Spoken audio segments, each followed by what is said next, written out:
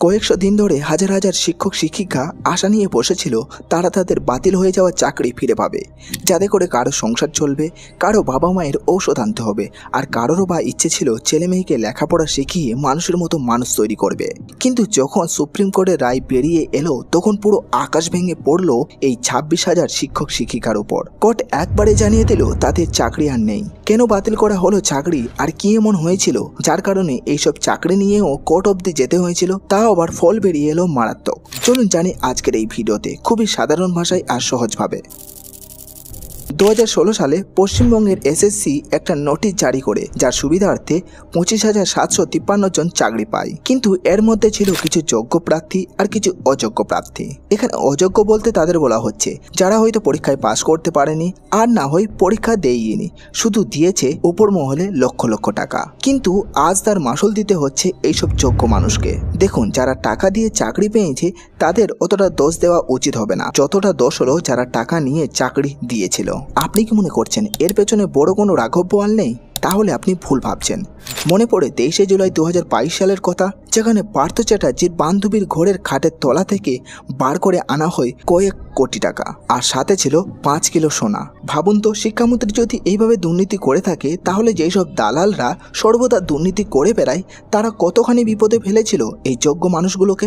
এমন অনেক মানুষ ছিল যারা যোগ্য ছিল চাকরি পাওয়ার, কিন্তু তারাও পায়নি, কারণ তাদের জায়গাটা অন্য কেউ দখল করেছে টাকার জোরে। যখন সর্বপ্রথম জানা যায় 2016 সালের প্যানেলে অনেক ঘাপলা আছে, তখন থেকে সিবিআই উঠে পড়ে লেগেছিল ধরার জন্য। কিন্তু পুরোটা না পারলে কিন্তু একজনকে পেরেছিল ধরতে, যার বান্ধবীর কাছে ছিল কোটি কোটি টাকা। আপনি কি ভাবছেন এই টাকা কি এমনি এমনি এসেছে? না, এটা হলো সেই টাকা যার পাপ ভোগ করছে এখন এই বেহাল মানুষগুলো। হাইকোর্ট সময় দিয়েছিল বাছাই করার জন্য, কিন্তু কেন বাছাই করা হয়নি এখন সেটা ভালোভাবেই বুঝতে পারছে সাধারণ মানুষও। কারণ অযোগ্যদের যদি ছাঁটাই করে বাদ দেওয়া হয় তাহলে তারা তো নিজের টাকা ফেরত চাইবে, তাই না? তখন কোথায় থেকে দেবে সেই সব টাকা তারা? তাই জেনে বুঝেই ছাঁটাই করা হয়নি প্রার্থীদের। আর সেই পাপের ফল যখন কোর্ট জানিয়ে দিল তখন এটাতে এইসব শকুনিদের কিছু হয়েছে কিনা জানি না, কিন্তু এই যোগ্য মানুষগুলো সত্যি সর্বশান্ত হয়ে গেছে। মাননীয় মুখ্যমন্ত্রী বলছেন আমাদের আরো সময় দেওয়া উচিত ছিল, তাহলে ছাঁটাই করে পার করতে পারতাম। কিন্তু এখন মনে হচ্ছে যদি 10 বছরও সময় দেওয়া হতো তাহলেও সেটা ছাঁটাই করা হতো না, কারণ কান যখনই টানবে তখনই মাথাটা আসবে, আর মাথা সামনে এলে সব ভান্ডা ফুটে যাবে। তার চেয়ে এইভাবে চেপে থাকাটাই ভালো মনে করেছে।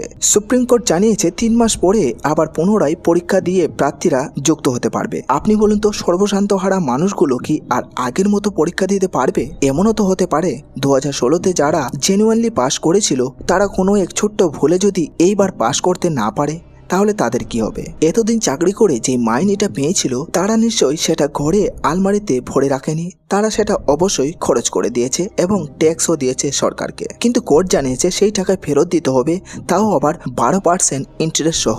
ভাবুন তো, আজ তারা সর্বহারা হয়ে রাস্তায় দাঁড়িয়েছে, তারা কি করে পারবে সেই টাকা ফেরত দিতে?